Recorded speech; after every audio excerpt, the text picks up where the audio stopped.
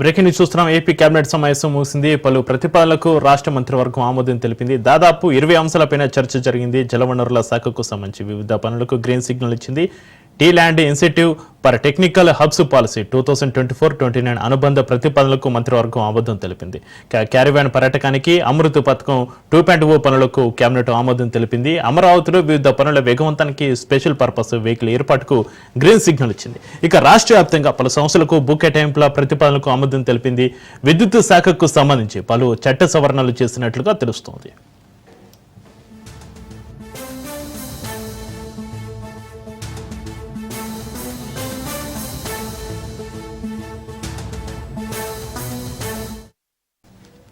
AP cabinet సమావేశం ముగిసింది. పలు ప్రతిపాదనలకు రాష్ట్ర మంత్రివర్గం ఆమోదం తెలిపింది. దాదాపు 20 అంశాలపైన చర్చ జరిగినట్లుగా తెలుస్తుంది. ఇక మొత్తంగా ఏపీ కేబినెట్ సమావేశం ముగింపు, పలు ప్రతిపాదనలకు రాష్ట్ర మంత్రివర్గం ఆమోదానికి సంబంధించి మరింత సమాచారాన్ని మా ప్రతినిధి వాసు ఫోన్లైన్ అందిస్తారు. Vasu, good evening Chakri. ఈ ప్రధానంగా ఈ రోజు కీలక భేటీ కూడా ముగిసింది. ఈ భేటీలో 20 అంశాలు కీలకంగా చర్చకు వచ్చింది. ఇందులో ప్రధాన అంశాలు విశాఖపట్నంలో ఈ నెలలో కూడా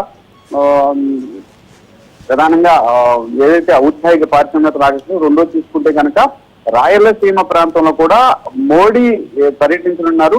ఆ పర్యటన అనంతరం కూడా శ్రీశైలంలో ఏర్పాట్లు ఘనంగా నిర్వహించాలని, అక్కడే హారతులు కూడా ఏర్పాట్లని చెప్పేసి కూడా AP CM Chandrababu Naidu cabinet లో తీర్మానం చేయడం జరిగింది. అట్లాగే జనవనరుల శాఖకు సంబంధించిన వివిధ పనులకు గ్రీన్ సిగ్నల్ ఇచ్చారు. ఉదయం ఏదైతే ఏపీ సీఎం చంద్రబాబు నాయుడు దీనికి సంబంధించి పోలవరం ప్రాజెక్టు సంబంధించి పూర్తిగా పనులన్నీ కూడా చేపట్టాలని చెప్పేసి వాళ్ళతో కూడా అంటే భారీ నీటిపారుదల శాఖ మంత్రితో చర్చించారు. ఈ విషయాన్ని కూడా దీంతో కేబినెట్ లో కూడా పూర్తిగా ఆ పనులకు గ్రీన్ సిగ్నల్ జరిగింది. అట్లాగే ఆంధ్రప్రదేశ్ ని అభివృద్ధి పనులు నడిపించేందుకు ప్రధానంగా పర్యాటక రంగానికి అభివృద్ధి చేయవలసిన అవసరం ఉంది. ఈ పర్యాటక రంగానికి అభివృద్ధి చేసే నేపథ్యంలో క్యారవాన్ పర్యాటకానికి కేబినెట్ అంగీకారం తెలియజేసింది. అయితే అమృత పథకం 2.0 పనులకు మంత్రివర్గం ఆమోదం తెలిపింది.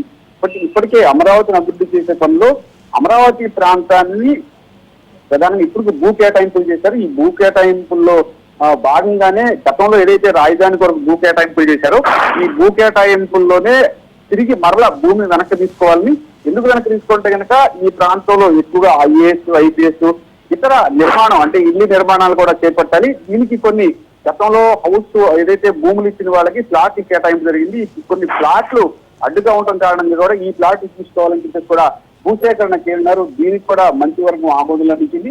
అమరావతిలో వివిధ పనుల వేగవంతానికి స్పెషల్ పర్సన్ వెహికల్ అంటే ఎన్సీవీని ఏర్పాటుకు వీచింది. అమరావతితో పాటుగా రాష్ట్ర వ్యాప్తంగా పలు సంస్థలకు భూ కేటాయింపుల ప్రతిపాదనలకు కూడా ఏపీ సీఎం ఆమోదం తెలియజేశారు కేబినెట్ తరఫు నుంచి. అట్లాగే దీంతో పాటుగా ఎప్పటి నుంచో ఉన్న కుష్టు వ్యాధి పదాన్ని తొలగించే విధంగా చట్ట సవరణ చేయాలని చెప్పారు. అలాగే విద్యుత్ శాఖకు సంబంధించి కూడా అంటే ఇప్పటికే అంటే యూనిట్ల పైన కూడా ప్రజలకు ఆమోదయోగంగా ఉండేట్టుగా కొన్ని పైసలు అంటే 10 నుంచి 13 పైసలు కూడా తగ్గించాలని చెప్పేసి కూడా ప్రస్తుతం ఏపీ సీఎం కేబినెట్ లో నిర్ణయం తీసుకున్నారు. అయితే ఇటువంటి కొన్ని కీలకమైన నిర్ణయాలు కూడా తీసుకునే నేపథ్యంలో కూడా ఈ రోజున కేబినెట్ సమావేశం కూడా ముగిసింది. అయితే మీరు చెప్పినట్టుగా విద్యుత్ శాఖకు సంబంధించి పలు చట్ట సవరణలు చేసినట్లుగా తెలుస్తుంది. వాసు, అయితే విద్యుత్ శాఖకు సంబంధించి ఎలాంటి చట్ట సవరణలు చేస్తుంది కేబినెట్? ఇదంతా కీలకంగా ఒక జీవో జారీ చేయనున్నారు. ఈ జీవోలో కూడా కేటగిరీ వైద్యుగా కూడా చట్ట సవరణ చేయనున్నారు. అయితే దీనిపైన ఇప్పటికే కేంద్ర విద్యుత్ శాఖ మంత్రితో కూడా మాట్లాడడం జరిగింది. మనకి పారిశ్రామికీకరణ అవసరం ఉన్న నేపథ్యంలోనే పారిశ్రామికీకరణకు అవసరమైన విద్యుత్తుని ఒకవైపు అంటే ఏదైతే లో కాస్ట్ అంటే ఇతర రాష్ట్రాల నుంచి కూడా ఏదైతే సెంట్రల్ పవర్ కార్పొరేషన్ నుంచి కూడా నేరుగా పరిశ్రమలకు అనుసంధానం చేయడం, దాని ద్వారా కూడా కొంత వెసులుబాటు పరిశ్రమలకు కల్పిస్తుంది. అయితే గతం చూసుకుంటే కనుక సెంట్రల్ పవర్ కార్పొరేషన్ కి స్టేట్ గవర్నమెంట్ కొనుక్కునేది, ఈ స్టేట్ గవర్నమెంట్ కొనుక్కున్న విద్యుత్తును కూడా ఉపయోగించేవాళ్ళు.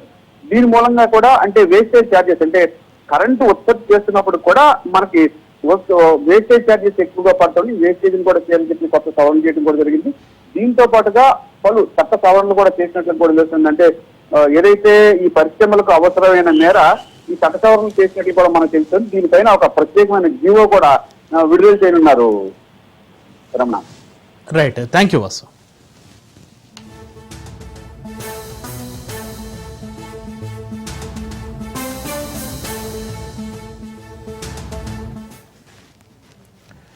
సామూహిక అత్యాచార ఘటనలో ముగ్గురు నిందితులను చిత్తూరు జిల్లా పోలీసులు అరెస్టు చేశారు. వారిని రోడ్డుపై నడిపించుకుంటూ కోర్టుకు తీసుకెళ్లారు. పోలీసుల తీరును స్థానికులు మెచ్చుకుంటున్నారు. తప్పు చేసిన వారికి కఠిన శిక్ష వేయాలని వారు డిమాండ్ చేస్తున్నారు.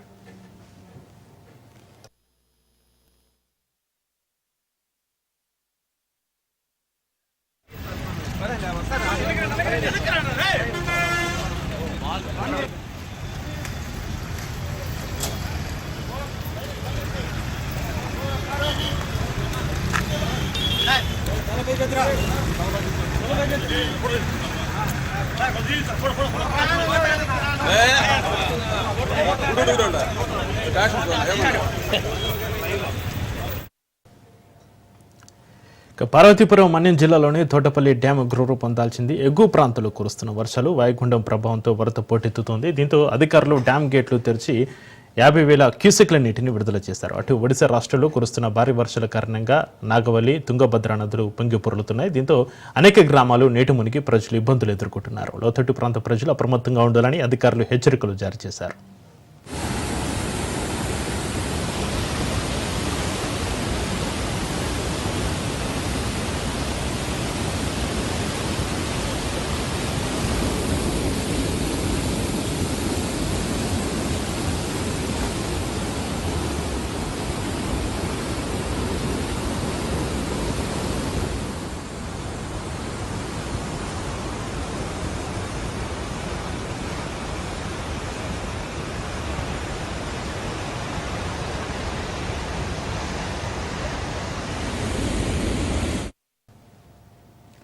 పార్వతీపురం మన్యం జిల్లాలో వర్షం బీభత్సం సృష్టించింది. 2 రోజులుగా కురిసిన వర్షానికి నాగవల్లి, జంజావతి నదుల సంగమం కుంప సోమేశ్వర ఆలయం చుట్టూ వరద నీరు చేరింది. 2 నదులు ఒకేసారి పోటెత్తడంతో వరద ప్రవాహం ఆలయంలోకి చేరింది.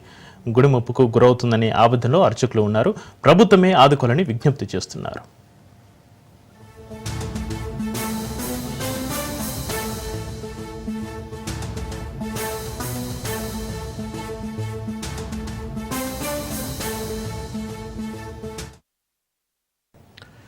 తీవ్ర వాయుగుండం కారణంగా కురుస్తున్న వర్షాలతో వంశధార నదిలోకి వరద నీరు భారీగా చేరుతుంది. శ్రీకాకుళం జిల్లా హిరమండలంలోని గొట్టె బ్యారేజ్ వద్ద వంశధార ఉధృతంగా ప్రవహిస్తుంది. ఒడిశాలోని అరబంగి, బడనాల రిజర్వాయర్ల నుంచి నీరు విడుదల చేయడంతో నదులకి వరద భారీగా వస్తోంది. గొట్టె బ్యారేజ్ నుంచి 80,000 క్యూసెక్ల నీరు దిగువకు ప్రవహిస్తుంది. ఈ నేపథ్యంలో 2 ప్రమాదిక హెచ్చరికను అధికారులు జారీ చేశారు. సుమారు 1,00,000 క్యూసెక్ల వరకు వరద రావచ్చని అక్కడి ఇంజనీర్లు అంచనా వేస్తున్నారు. నది పరివాహక ప్రాంతాల ప్రజలు అప్రమత్తంగా ఉండాలని సూచించారు.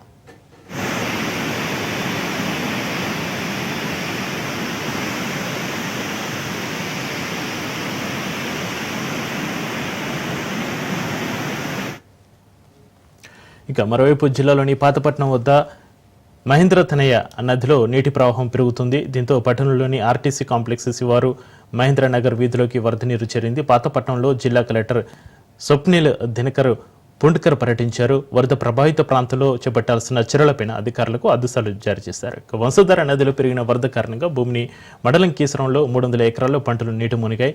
బూర్జ మండలంలో నారాయణపురం, చిన్నలంకం పరిధిలో చాలా చోట్ల పంట పొలాలు ముంపులో ఉన్నాయి.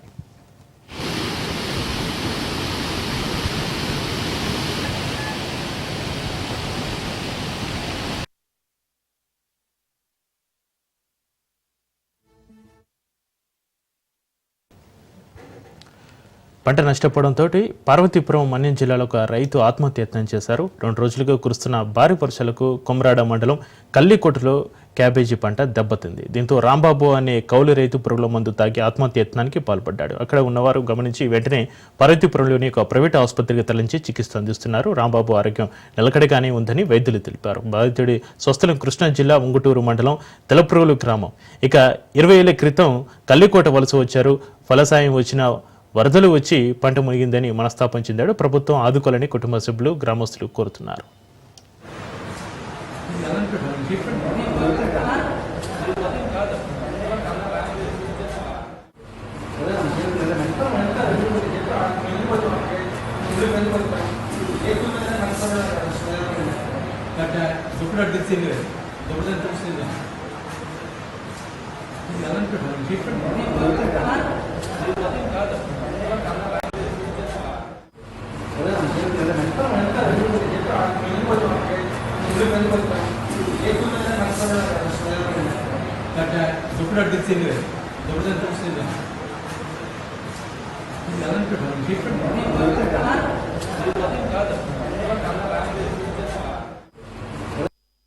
బేద రామ్ అని ఆయన 2 ఎకరాలు క్యాబా చేశాడు.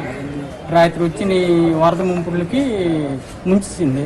ఆ యాత్రికుడికి ఏది చేద్దామనే ఆలోచన తట్టక తెల్లవారులేసి మందు తాగిసి సీరియస్లో ఉన్నాడు. దానికోసం దాదాపు 1,50,000 వరకు పెట్టుబడి పెట్టాడు. మొత్తం సేనాలు ముంపుడు అయిపోయింది, పోయింది కూడా. దానివల్ల ఆతృతతో మందు తాగేశాడు. బేద రామ్ అని ఆయన 2 ఎకరాలు క్యాబా చేశాడు. రాత్రి వచ్చిన వరద ముంపులకి ముంచింది. ఆ యాత్రికుడికి ఏది చేద్దామనే ఆలోచన తట్టక తెల్లవారులేసి మందు తాగిసి సీరియస్లో ఉన్నాడు. దానికోసం దాదాపు 1,50,000 ప్రముఖ పుణ్యక్షేత్రం తిరుపతిలో భక్తులు ఎక్కువగా సంచరించే railway station, link bus stand, Vishnu Nivasam తదితర ప్రాంతాల వద్ద ప్రత్యేక బాంబు స్క్వాడ్స్, డాగ్ స్క్వాడ్లతోటి తనిఖీలు చేపట్టారు. తమిళనాడులోని పలు రాజకీయ సినీ ప్రముఖులకు బాంబు బెదిరింపు కాల్సిన నేపథ్యంలో తిరుపతిలోని పోలీసు ప్రత్యేక విభాగం అప్రమత్తమైంది. దీంతో ముందస్తుగా ఎక్కడైనా అవాంఛనీయ సంఘటనలు జరుగుతాయా అన్న అనుమానాలతోటి తనిఖీలు చేపట్టింది. ఎటువంటి ప్రమాదకర వస్తువులు లభించలేదని పోలీస్ శాఖ తెలిపింది.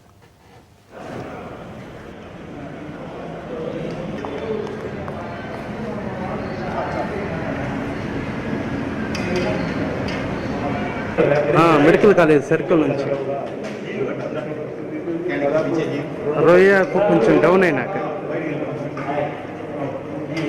పిఎస్ఆర్ అక్కడికి వెళ్ళి ఒకసారి ఫోన్ చేయను సార్. ఆల్రెడీ వేరే వాళ్ళకి చెప్పాను, ఈయన మాటలు చేస్తా. సరే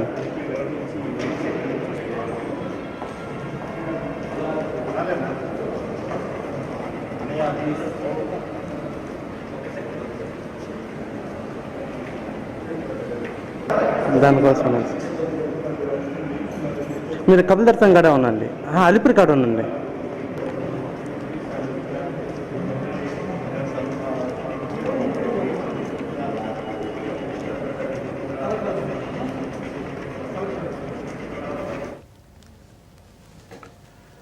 అనంతపురం జిల్లా తాడిపత్రిలో మరోసారి ఉధృత పరిస్థితి తలెత్తింది. మాజీ ఎమ్మెల్యే కేతిరెడ్డి పెద్దారెడ్డిని పోలీసులు అడ్డుకున్నారు. ఓ వివాహ కార్యక్రమానికి హాజరయ్యేందుకు వెళ్తుండగా పుట్లూరు రహదారిలో కేతిరెడ్డిని పోలీసులు అడ్డుకున్నారు. వివాహానికి వెళ్తున్నట్లుగా పోలీసులకు ముందుగానే లేఖ రాసినట్లుగా కేతిరెడ్డి తెలిపారు. అయితే అదే వివాహానికి జేపీ ప్రభాకర్ రెడ్డి హాజరవుతున్నట్లు సమాచారం రావడంతో కేతిరెడ్డి పెద్దారెడ్డిని పోలీసులు అడ్డుకున్నారు.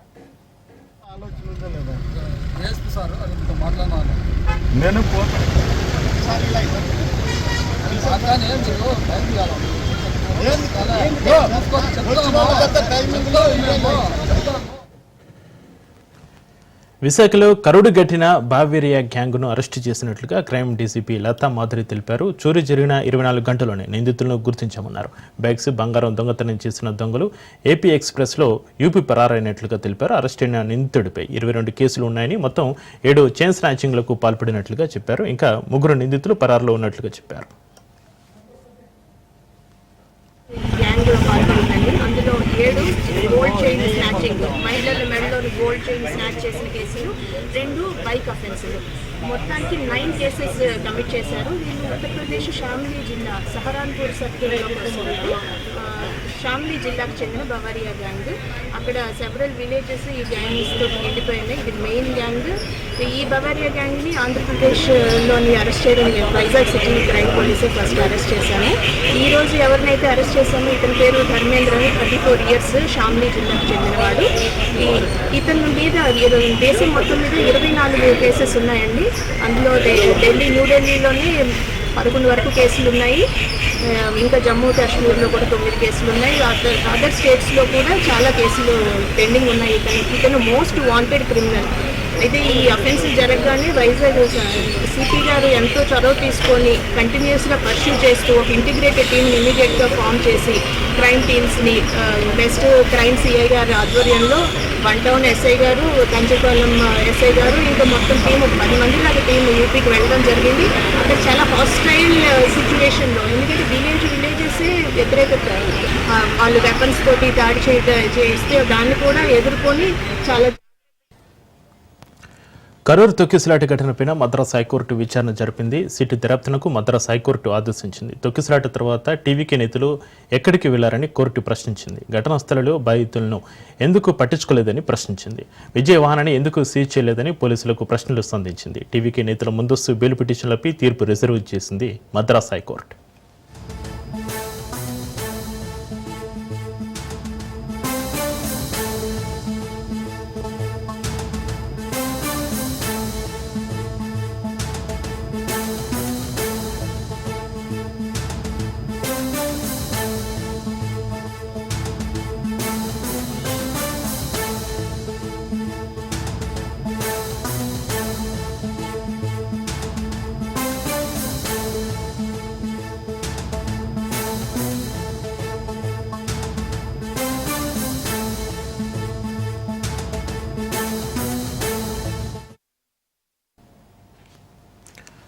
భారతదేశం పాకిస్తాన్కు కఠిన హెచ్చరిక జారీ చేసింది. ఉగ్రవాదానికి మద్దతు ఇవ్వడం ఆపకపోతే భూభాగంలో తన స్థానాన్ని కోల్పోయే ప్రమాదం ఉందని భారత సైన్యాధిపతి జనరల్ ఉపేంద్ర ద్వివేది హెచ్చరించారు. పాకిస్తాన్ రాజస్థాన్లోని అనుపగఢ్లోని ఆర్మీ పోస్టులో ఆయన పాక్కు గట్టి హెచ్చరికలు జారీ చేశారు.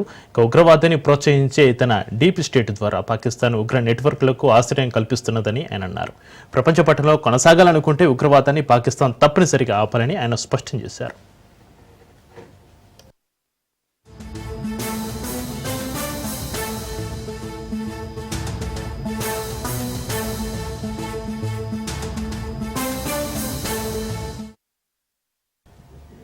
ఈసారి భారత సాయుధ దళాలు ఆపరేషన్ సింధూర్ 2.0 సమయంలో చూపిన సహనాన్ని ప్రదర్శించబోవని ఉపేంద్ర ద్వివేది అన్నారు. ఇస్లామాబాద్ ఉగ్రవాదిని ఆపకపోతే ఆపరేషన్ సింధూర్ 2వ వర్షన్ ఎంతో దూరంలో లేదని తేల్చి చెప్పారు.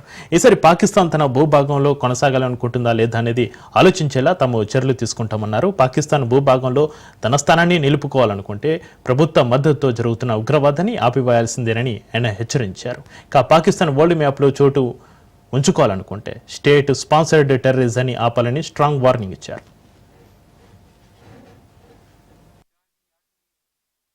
इस बार भारत देश पूरी तैयारी के साथ है और इस बार वो संयम नहीं रखेगा जो सिंदूर 1.0 में हमने संयम रखा. इस बार हम आगे की कार्रवाई करेंगे और कुछ ऐसी कार्रवाई करेंगे कि हो सकता है पाकिस्तान को सोचना पड़े कि उसे इतिहास में भूगोल में रहना है कि नहीं रहना. अगर उसे भूगोल में अपनी जगह बनानी है तो उसके लिए उसे जो स्टेट स्पॉन्सर टेररिज्म जिसको हम बोलते हैं, यानी कि उसका देश जो टेररिज्म को स्पॉन्सर कर रहा है उसे रोकना पड़ेगा. तो आप अपनी पूरी तैयारी करके रखिए और अगर परवरदिगार चाहेंगे, भगवान चाहेंगे, वाहेगुरु चाहेंगे तो बहुत जल्दी ही आपको मौका मिलेगा. उसके लिए ऑल द बेस्ट. जय हिंद.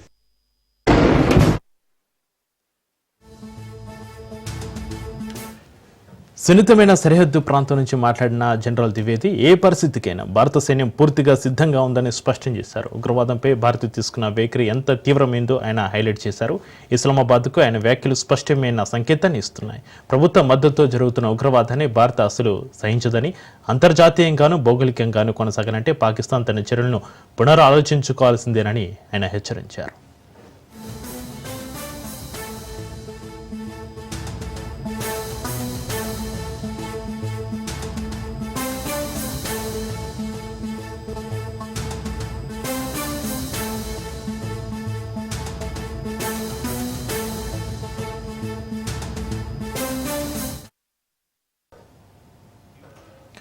ఉగ్రవాదానికి గట్టి సమాధానం ఇవ్వడానికి భారత్ కట్టుబడి ఉందని ఆర్మీ చీఫ్ వ్యాఖ్యలతో స్పష్టమవుతుంది. ఆపరేషన్ సింధూర్ను ప్రస్తావించడం ద్వారా పాకిస్తాన్ ఉగ్రవాదాన్ని కొనసాగిస్తే మరోసారి మరింత శక్తివంతమైన ఆపరేషన్ చేపట్టే అవకాశం ఉందని సంకేతం ఇచ్చారు.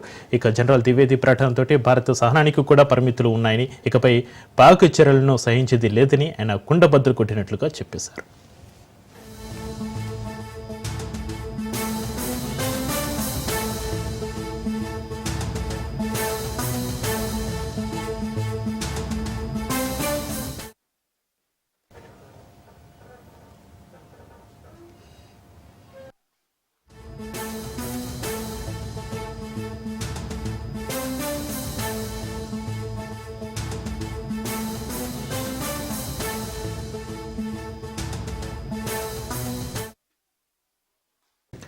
ఆపరేషన్ సింధూర్ అనంతరం కాల్పుల విరమణ కోసం పాకిస్తానే భారత్ను అభ్యర్థించిందని, ఇందులో అమెరికా అధ్యక్షుడు డొనాల్డ్ ట్రంప్ ప్రమేయం ఏమాత్రం లేదని భారత వాయుసేన chief air chief marshal AP Singh శుక్రవారం స్పష్టం చేశారు. ఈ ఆపరేషన్లో పాకిస్తాన్కు చెందిన అమెరికా తయారీ F-16, చైనా తయారీ J-17 యుద్ధ విమానాలను కూల్చివేస్తున్నట్లుగా ఆయన సంచలన విషయాలు వెల్లడించారు.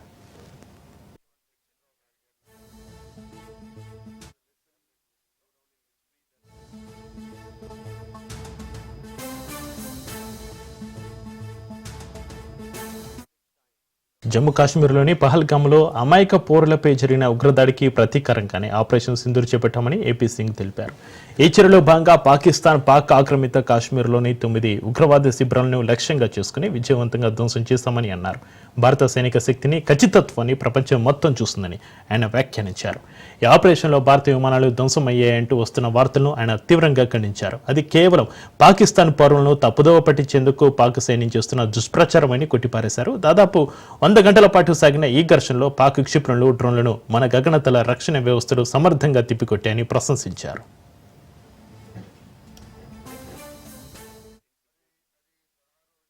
Indian Air Force was the prime stakeholder in that, in terms of 2 major targets out of the 9 that were chosen towards terrorist camps were given to Indian Air Force to address. The way that whole even went by, the way in the aftermath 3 or 4 days of conflict that we had with the western neighbor, stands as a lesson which will go down in history that this is one war that was started with a very clear objective. It was terminated in a quick time without just prolonging it. We are seeing what is happening in the world, the 2 wars that are going on. There's talk about termination, but we could make them reach a stage where they ask for a ceasefire, ask for termination of hostilities, and also we took a call as a nation to terminate those hostilities because our own objectives were met. I think this is something that the world needs to learn from us. As far as Pakistan losses are concerned, I think it was very clear, it was clearly spelled out in the initial debriefs also. There are a large number of their airfields and we struck a large number of their installations, and what we have gathered from whatever int reports we have got is that on ground, because of our strikes, there have been radars at least 4 places, command and control centers at 2 places, runway, of course, damaged at 2 places. 3 of their hangars in 3 different stations have been damaged, and in that hangar as well as on tarmac, we have signs of one C-130 class of aircraft, one AEWC class of aircraft, and at least 4 to 5 fighter aircraft, most likely F-16 because that base happened to be F-16. Along with that, one SAM system which has been destroyed, either an AWNC or a SIGINT aircraft. Along with that, 5 fighters, that high-tech fighters of between F-16 and JF-17 class is what our system tells us. హైదరాబాద్లోని Nampally exhibition గ్రౌండ్లో మాజీ కేంద్ర మంత్రి బండారు దత్తాత్రేయ ఆధ్వర్యంలో నిర్వహించిన ఆలేపల్లి కార్యక్రమం ఘనంగా జరిగింది. దత్తాత్రేయ 2005లో ప్రారంభించిన ఈ కార్యక్రమం ప్రతి ఏటా దసరా పండుగ తర్వాత రోజున నిర్వహించడం ఆనవాయితీ. ఈ ఏడాది ఆలేపల్లి కార్యక్రమాన్ని ప్రత్యేకంగా ఆపరేషన్ సింధూర్ థీమ్తో నిర్వహించారు. ఈ కార్యక్రమానికి పలువురు ప్రముఖులు హాజరయ్యారు. వారిలో గవర్నర్ జిష్ణుదేవ్ వర్మ, కేంద్ర మంత్రి అర్జున్ సింగ్ మేధావల్, మాజీ ఉపరాష్ట్రపతి వెంకయ్యనాయుడు, రిటైర్డ్ సిజై ఎన్వి రమణ, రాష్ట్ర మంత్రి కోమటిరెడ్డి వెంకటరెడ్డి, ఎంపీలు కొండ విశ్వేశ్వరరెడ్డి, డాక్టర్ లక్ష్మణ్, రఘునందన్ రావు, సినీ ప్రముఖులు నాగార్జున, బ్రహ్మానందం, సుద్దల అశోక్ తేజ ఉన్నారు. వ్యవస్థాపకులు బండారు దత్తాత్రేయ గారికి మరి కొద్ది నిమిషాల్లో షమ్మి పూజ స్టార్ట్ అవబోతుంది. విశిష్ట అతిథులు ఎంతో మంది అందరూ రావడం జరిగింది. మరి కొద్ది నిమిషాల్లో మన గవర్నర్ జిష్ణుదేవ్ దసరా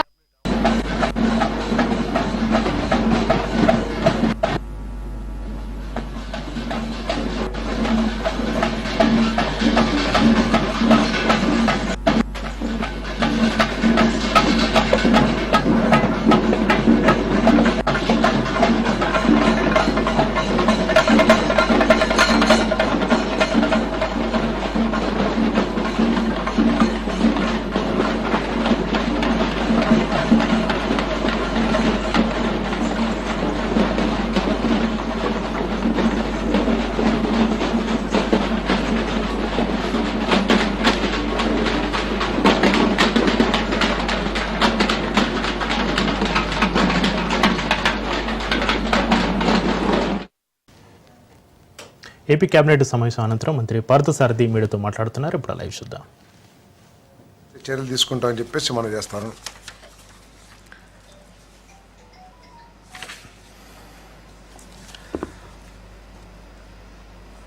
వైఎస్ఆర్ కడప జిల్లాలో 3,19,48,000తో మైలవరం ఆనకట్టుకు సంబంధించిన plates, high tension bolts, gates వీటన్నిటికి కూడా రిపేర్ చేయడానికి పరిపాలన ఆమోదం అడ్మినిస్ట్రేటివ్ శాంక్షన్ ఇవ్వడం జరిగిందని చెప్పేసి నేను మనవి చేస్తాను. మరి మైలవరం రిజర్వాయర్ తుంగభద్ర హెచ్ఎల్సి ప్రాజెక్టులో భాగమైన మైలవరం రిజర్వాయర్ 1981-82లో నిర్మాణం చేయడం జరిగింది. దాంట్లో 9.965 టీఎంసీల వాటర్ ఈ ప్రాజెక్టులో స్టోర్ చేయడానికి అవకాశం ఉంటే తర్వాత వచ్చిన గండికోట రిజర్వాయర్ మూలంగా దీని కెపాసిటీ కూడా తగ్గించడం జరిగింది. నవంబర్లో 2021లో వచ్చిన భారీ ఇన్ఫ్లోల మూలంగా ఈ మన వాల్స్, గేట్స్, ఈ అన్నీ కూడా స్ట్రక్చర్స్ అన్నీ కూడా డ్యామేజ్ అయిపోయినా కూడా గత ప్రభుత్వం ఏం పట్టించుకోని పరిస్థితులు చూసాం. ఇదే కనుక కొనసాగినట్లయితే భవిష్యత్తులో ఎప్పుడైనా వరదలు వచ్చినా లేకపోతే ఎక్కువ ఇన్ఫ్లోస్ వచ్చినా కూడా సిస్టమ్ దెబ్బతినే అవకాశం ఉంది. కాబట్టి మరి ఈ 3,19,45,000తో ఈ రిపేర్స్కి ఏది ప్లేట్స్ కానివ్వండి లేకపోతే హై టెన్షన్ బోల్ట్స్ అవన్నీ కూడా రిపేర్ చేయడానికి పరిపాలన ఆమోదం ఇవ్వటం జరిగిందని చెప్పేసి మనం చేస్తాను. అదేవిధంగా 1,15,403 ఎకరాల ఆయకట్టుకు నీరు అందించడానికి మరియు తిరుపతి జిల్లాలోని తిరుపతి మరియు తిరుమలకు తాగునీటిని అందించడానికి వీలుగా హెచ్ఎన్ఎస్ఎస్ వ్యవస్థ యొక్క బ్రాంచ్ కెనాల్ నీవా నుండి నారావారిపల్లె సమీపంలో మూలపల్లి ట్యాంక్ మరియు 4 క్యాస్కేడింగ్ ట్యాంకులు కళ్యాణి ఆనకట్టకు నీటి సరఫరా చేసేందుకు 126 కోట్ల రూపాయల విలువైన పనికి ఆమోదం తెలపడం జరిగింది. దీనికి ఈ కళ్యాణి కట్ట గురించి అందరికీ తెలిసిందే. దీని ద్వారా దాదాపు 1,15,403 ఎకరాలు సాగునీరు అందించడానికి, తిరుపతి తిరుమలకి త్రాగునీరు అందించడానికి గతంలోనే ప్రభుత్వం చంద్రబాబు నాయుడు గారి తెలుగుదేశం ప్రభుత్వం ఉన్నప్పుడే మరి 2017లోనే 2017-18 ప్రాంతాల్లో టెండర్లు కూడా ఇవ్వటం జరిగింది ఎన్సీసీకి. కానీ ఆ వర్కులు స్టార్ట్ కాలేదనే ఉద్దేశం కానివ్వండి ఏదైనా కానివ్వండి గత ప్రభుత్వం క్యాన్సిల్ చేసి మళ్ళీ ఆ పనులు అవసరం ఉందా లేదే అనే రివ్యూ కూడా చేయకోకుండా ఆ ప్రాజెక్టును పూర్తిగా మూలపడేయటం జరిగింది. మరి 1,15,000 ఎకరాలకి సాగునీరు తిరుమల తిరుపతి మనందరికీ తెలిసిందే. ప్రతి సంవత్సరం పాపులేషన్ కానివ్వండి ఫ్లోటింగ్ పాపులేషన్ కానివ్వండి పెరుగుతున్న విషయం అందరూ కూడా చూస్తూ ఉన్నాం. సో దీన్ని అవసరాలను దృష్టిలో పెట్టుకుని ఇప్పుడు 126 కోట్లు మొత్తానికి అంటే హెచ్ఎన్ఎస్ సంస్థ యొక్క నీవా బ్రాంచ్ కెనాల్ నుండి మూలపల్లి ట్యాంకు తర్వాత అంటే నారావారిపల్లి సమీపంలో మరియు 4 క్యాస్కేడింగ్ ట్యాంకులు మరియు కళ్యాణ ఆనకట్టకు నీటిని సరఫరా చేయడానికి 126.06 కోట్ల మొత్తానికి మంత్రిమండలి ఆమోదం తెలిపింది.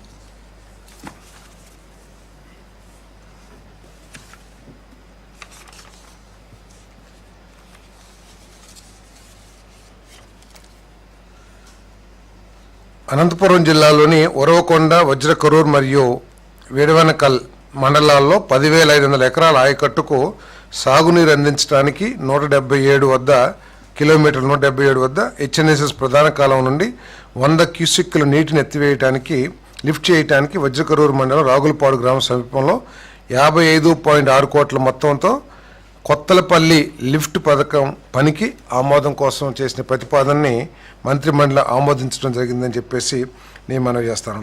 దీని ద్వారా 10,500 ఎకరాలకి సాగునీరు అదేవిధంగా డ్రింకింగ్ వాటర్ కూడా ఉపయోగపడుతుంది. కాబట్టి ఈ స్కీమ్ని ఆమోదించడం జరిగిందని చెప్పేసి నేను మనవి చేస్తా ఉన్నాను. మిడ్ పెన్నార్ ప్రాజెక్ట్ అనంతపురంకు రబ్బర్ సీళ్ల భర్తీ, కొత్త వాక్వే వంతెన నిర్మాణం, రేడియల్ క్రస్ట్ గేట్లకు బ్లాస్టింగ్ మరియు పెయింటింగ్ సరఫరా మరియు కొత్త ప్రధాన నియంత్రణ ప్యానెల్ బోర్డుల నిర్మాణం, ఉప పంపిణీ ప్యానెల్ బోర్డులు, నియంత్రణ ప్యానెల్ బోర్డుల వరకు ఆనకట్ట అందం పనులకు ఆమోదం తెలిపింది.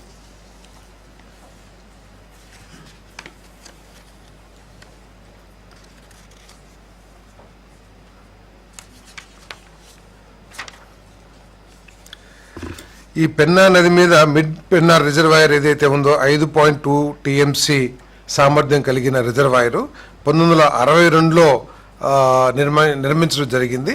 గత 10 సంవత్సరాల నుంచి దీని నిర్వహణ పూర్తిగా చేయకపోవటం మూలంగా అనేక సమస్యలు తలెత్తినాయి. మరి పాత వైరింగ్, ఎందుకంటే అక్కడన్నీ కూడా లిఫ్ట్లకి ఉపయోగించే ప్యానెల్స్, ఎలక్ట్రికల్ వర్క్స్ అయితే ఉన్నాయో అవన్నీ కూడా డ్యామేజ్ అయిపోయిన పరిస్థితుల్లో దాన్ని పూర్తిగా మళ్ళీ ఫుల్ కెపాసిటీతో పనిచేయటానికి ఈ రిపేర్స్ అన్నీ కూడా చేయటానికి కావాల్సిన ప్రతిపాదనని ఆమోదించడం జరిగిందని చెప్పేసి మనం చేస్తాను.